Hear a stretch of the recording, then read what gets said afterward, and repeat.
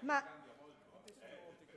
allora, mi pare che l'argomento parliamone, mettiamo via e parliamone, perché siamo tutti d'accordo, non ha più motivo di esistere. Abbiamo verificato che non funziona. Siamo sulla stessa legge per cui si doveva parlare delle chiusure domenicali sulla quale siamo tutti tranne di piazza d'accordo e siamo riusciti a non farne un bel niente. Per cui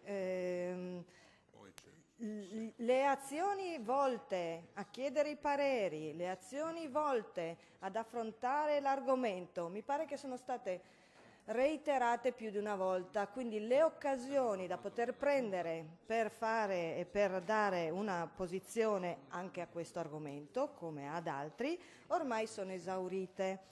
Ora non prendiamoci in giro, dite semplicemente che non volete, dite semplicemente che di queste cose non si parla perché non si può più stare a sentire, siamo tutti d'accordo che questa cosa non va bene, ma poi non si fa un bel niente.